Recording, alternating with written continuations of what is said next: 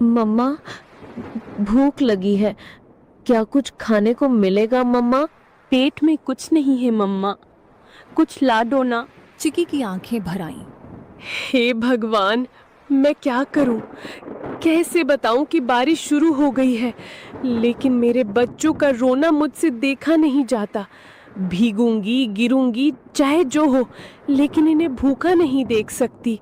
रुको मेरे लाल, मम्मा कुछ ले आएगी, चाहे जान ही क्यों ना चली जाए।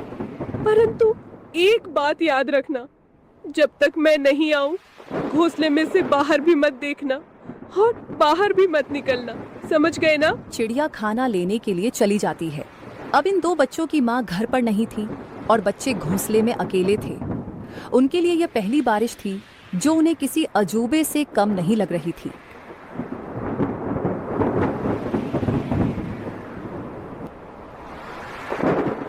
चिंकू बार बार गर्दन बाहर निकालकर देख रहा था। अरे ओ पिंकू, सुन रे, ये क्या चीज ऊपर से टपक टपक गिर रही है? कोई रो रहा है क्या? पिंकू घोंसले के कोने में दुबक कर बैठा था। अबे मूर्ख, रोने की आवाज नहीं है ये, बारिश है बारिश, आसमान बरस रहा है। पर ये आवाज कितनी डरावनी है। और पानी, इतना सारा पानी कहाँ से आता है रे?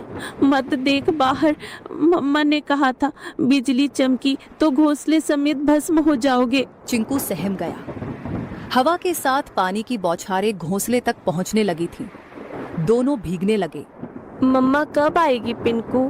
भूख लग रही है यार, और डर भी। पिंकू कुछ नहीं बोला। उसकी आंखों में चिंता थी। मम्मा ने कहा था कि अगर मैं देर से लौटूं तो घबराना मत, चुपचाप बैठे रहना। डर से बड़ा कोई शिकारी नहीं होता। चिकी चिड़िया को जंगल में कुछ गेहूं मिले।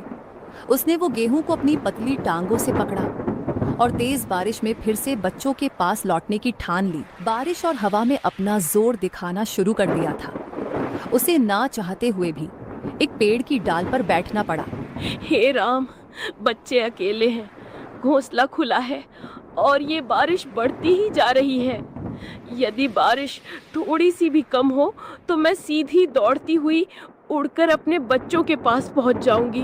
तभी बगल की डाली पर टोनी तोता फुर्र से आकर बैठा। अरे टुनी बहन, तू यहाँ क्या कर रही है इस तूफानी बारिश में? तुम्हें होश भी है कि बच्चे अकेले हैं? टोनी भाई, क्या करूं, उड़ नहीं पा रही, पंख गीले हो गए हैं। बहन, कल की बात बताऊं, मैं कबूतर बहन के घोंसले के पास से जा रहा था। क्या हुआ वहाँ? बहन, एक सांप आया था, बहुत लंबा और काला। चुपचाप डालियों के पीछे पीछे सरकता हुआ सीधा घोंसले तक पहुंच गया। फिर किसी ने देखा नहीं? मैंने देखा, मैं ऊपर ही उड़ रहा था। जब देखा कि सांप कबूतर के बच्चों के ऊपर झपटा, मैं चीखा जोर से, सांप सांप। सब पक्षी इकट्ठा हो गए, लेकिन तब तक बहुत देर हो चुकी थी। वो दो बच्चों को निगल गया बहन। चिकी सन्न रह गई। टोनी का चेहरा भावुक हो उठा। और जब कबूतर बहन आई ना, वो तो जैसे पगला गई थी। अपने घोंसले के पास आई तो देखा कि एक बच्चा खून से लथपथ पड़ा है और दो तो दिख ही नहीं रहे थे। वो बार बार पुकार रही थी, मेरे बच्चे, मेरे लाल, कहाँ चले गए तुम? उसके आंसू रुक ही नहीं रहे थे। अपने बचे हुए एक बच्चे को उसने पंखों में दबा लिया और फिर चुपचाप बैठ गई, जैसे दुनिया ही खत्म हो गई हो उसकी। मैं बता नहीं सकता कितना दर्द था उस माँ की आंखों में। टुनी की आंखें भर आईं। टोनी बोला, तू समझ रही है ना बहन, ये बारिश सिर्फ पानी नहीं लाती, भूख से तड़पते शिकारी भी लाती है। जल्दी निकल, पेड़ों की आड़ लेकर जा, मत रुक अब। चिकी चिड़िया उड़ती है और अपने घर की ओर जाती है। बारिश चल रही थी, लेकिन अंधेरा गहरा था और ठंडी हवा अब भी तीर की तरह चल रही थी। बस कुछ ही दूर और, चिंकू पिंकू मेरा इंतजार कर रहे होंगे। तभी सामने से दो काली परछाई आई। ओए चिड़िया रानी, कहाँ चली बारिश में? चिकी चौंक गई। सामने दो शिकारी पक्षी रास्ता रोककर खड़े थे। आज तो किस्मत चमकी है, बारिश में भी नसीब ने हमें गरम गरम चिड़िया भेजी है। आज हम चिड़िया तुझे खा जाएंगे। अब चिकी चिड़िया के सामने यह नई मुसीबत आई थी। चिड़िया ने सोचा, इस बार मैं नहीं बच सकती, क्योंकि आज दोनों दरिंदे बदमाश इकट्ठा होकर आए हैं। मुझे आज बल से नहीं परंतु दिमाग से काम लेना होगा। उसके दिमाग में एक आइडिया आया, जब दुश्मन को हराना हो तो उनमें फूट डालो, जिसे दुश्मन की ताकत आदि हो जाती है।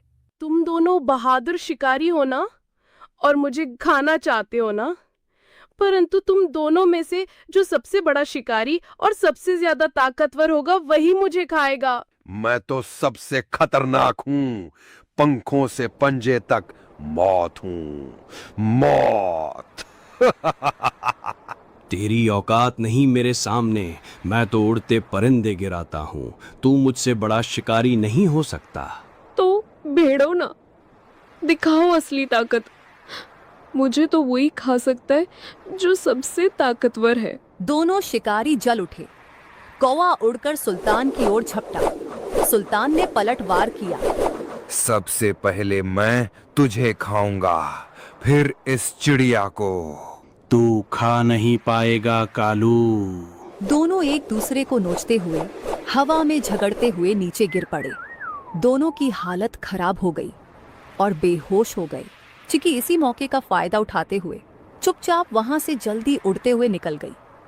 उसके मन में एक ही बात थी, बच्चों तक पहुंचना है, बस अब देर। लेकिन डर अब भी घोंसले में था। तभी हवा में एक जानी पहचानी गंध आई। चिंकू, मेरे पिंकू, मैं लौट आई। मम्मा, हम कब से राह देख रहे थे कि आप कब आएंगी। मेरे लाल, तुम दोनों ठीक हो ना? डर तो नहीं लगा? बहुत डर लगा मम्मा, बिजली भी चमक रही थी। चिंकू बार बार बाहर देख रहा था, मैं तो कह रहा था ना जल जाएगा। बेटा, कभी कभी डर जरूरी होता है, लेकिन बहादुरी ये है कि डर के बाद भी टिके रहो। तुम दोनों ने बहादुरी दिखाई। पंखों में छुपाए हुए गेहूं को निकालकर मजेदार खाना बनाया और बच्चों को दिया।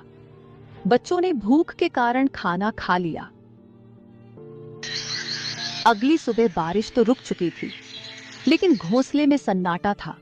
सूरज की हल्की रोशनी घोंसले में पड़ी तो चिकी ने देखा, चिंकू एक कोने में पड़ा कांप रहा था। उसकी आंखें आधी खुली थी और शरीर तप रहा था। चिंकू, ओ बेटा, क्या हुआ तुम्हें? मम्मा, बहुत गर्मी लग रही है, पूरा बदन जल रहा है। हे भगवान, बुखार इतनी तेज, अब मैं क्या करूं? मम्मा, चिंकू को क्या हो गया? ये तो बोल भी नहीं पा रहा है ठीक से। चिकी ने खुद को संभालने की कोशिश की, लेकिन उसकी आंखों में आंसू भर आए। तू ठीक हो जाएगा बेटा, मम्मा यही है, कुछ करेगी, कुछ जरूर करेगी। उसने चिंकू को अपने पंखों में लपेट लिया। दिन भर वो उसके पास बैठी रही, चिंकू को साल भी दे दी। अगली सुबह जैसे ही सूरज निकला, टुनी को पिंकू की हल्की खांसी सुनाई दी। मम्मा, मुझे भी कुछ अजीब लग रहा है, सर भारी है। नहीं, अब तू भी? ये क्या हो रहा है मेरे बच्चों को? हे भगवान, मैंने कौन सा पाप किया? भूख मिटाने चली तो बारिश आई, बारिश में निकली तो शिकारी आए, और शिकारी से बचकर आई तो अब ये बुखार। क्या मेरी ममता की परीक्षा ले रहे हो तुम? पिंकू और चिंकू दोनों अब मम्मा के पंखों के बीच पड़े कराह रहे थे। चिकी का मन टूटा हुआ था, लेकिन आंखों में अब भी एक जिद थी। नहीं, मैं हार नहीं मानूंगी। मैं माँ हूँ, और माँ कभी घोंसले में बैठकर अपने बच्चों को यूं मरता नहीं देख सकती। अगर इनको बचाना है तो मुझे लड़ना होगा, बीमारी से भी, अकेलेपन से भी, और इस जंगल की बेरहमी से भी। लेकिन उसके मन में एक सवाल लगातार घूमता रहा, क्या ये कल सुबह मेरी गोद में होंगे? चिकी अपनी घोंसले से उड़कर जाती है। उसकी आंखों में नींद नहीं थी, सिर्फ चिंता, सिर्फ डर। वो सीधा टोनी तोते के पेड़ के पास पहुंची। टोनी भाई, देखो ये क्या हुआ? अरे टुन्नी बहन, इतनी सुबह सुबह क्या हुआ? तेरी हालत क्यों बिगड़ी हुई लग रही है? मेरे दोनों बच्चे बीमार हैं टोनी। पहले चिंकू को बुखार आया, अब पिंकू को भी। रात भर तप रहे थे दोनों, मुझसे देखा नहीं जा रहा। कुछ कर यार, कोई उपाय बता। रुक, सुन, मुझे याद है जंगल के उस पार एक चूहा डॉक्टर है, बहुत समझदार। सब उसे डॉक्टर चिंटू कहते हैं। चल, अभी चल। बिना वक्त गवाए दोनों उड़ चले। जंगल के भीतर झाड़ियों के पीछे एक पुराना सा बिल था। बाहर लगे बोर्ड पर लाल निशान से पता चल गया, यही डॉक्टर का घर है। डॉक्टर साहब, जल्दी बाहर आइए। एक माँ के बच्चे बीमार हैं, बहुत बुरे हाल में हैं। कुछ पल बाद डॉक्टर चिंटू बाहर आए। कितने दिनों से बीमार है? 2 दिन से, लेकिन रात में हालत और बिगड़ गई। ले चलो मुझे, मैं खुद देखूंगा। कुछ देर में तीनों घोंसले पर पहुंचे। डॉक्टर ने बच्चों को चेक कर लिया। ये साधारण बुखार नहीं है, ये वायरल है। बच्चों के शरीर में लड़ने की ताकत नहीं बची है। तो क्या ये मर जाएंगे? मैं कुछ नहीं कह सकता। मैं दवा दूंगा, अगर ऊपर वाले ने चाहा तो बच जाएंगे, पर मैं कोई गारंटी नहीं देता। तुम तो डॉक्टर हो, तुम्हारे पास उम्मीद होनी चाहिए। मैं दवा दे सकता हूं बहन, चमत्कार नहीं। जब शरीर साथ नहीं देता तो दवा भी हार जाती है। अब ये तेरी ममता और भगवान की मर्जी पर है। चिकी जानती थी अब उसके हाथ में कुछ नहीं बचा था। वो निकल पड़ी एक उम्मीद में। वो जा रही थी उस पेड़ की ओर जो जंगल के बीचों बीच सबसे ऊंचा था, एक ऐसा स्थान जिसे पक्षी शांत शिखर कहते थे। वहां कोई शिकारी नहीं आता, न चीलें बैठती हैं, न कौवे मंडराते। ये कोई आम डाल नहीं थी, ये वो जगह थी जहां आकाश और आत्मा एक हो जाते हैं, जहां हर पत्ता, हर हवा, हर किरण साक्षात ब्रह्मांड की भाषा बोलती है। चिकी वहां पहुंची, कांपती, थकी हुई, लेकिन जिंदा उम्मीद से भरी हुई। उसने आंखें बंद की और गहराई से सांस ली। हे ब्रह्मांड, मैं तुझसे मांगने नहीं आई, मैं तेरे आगे झोली नहीं फैला रही, मैं तुझसे लड़ने आई हूँ अपने बच्चों के लिए। उसकी आवाज जंगल में गूंज उठी। मैं एक चिड़िया हूँ, हाँ मामूली, पर मेरी ममता मामूली नहीं। तूने मुझे पंख दिए हैं, लेकिन आज मैं उनसे आसमान नहीं, तुझसे जवाब मांग रही हूँ। क्यों मेरे बच्चों को तूने इस बुखार की आग में झोंका? तू ही बता। उसने आकाश की ओर देखा। उसका शरीर कांप रहा था, लेकिन उसकी आवाज पत्थर तोड़ देने वाली थी। तू सब देखता है ना, तो देख देख मेरे बच्चों की तड़प।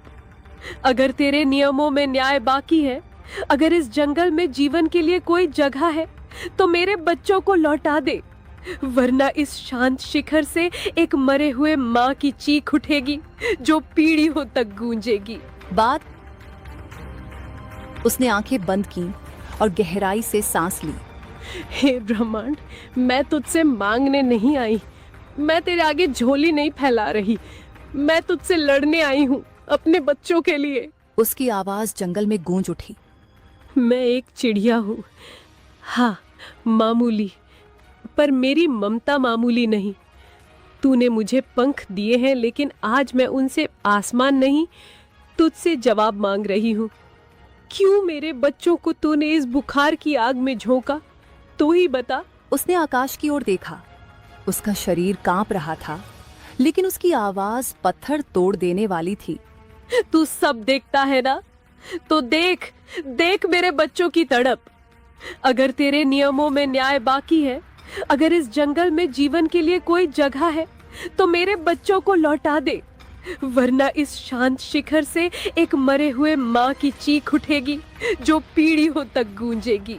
बाद में चिकी जिस पेड़ पर बैठी हुई थी, वह पेड़ बोलने लगा। जाओ, अब देखो।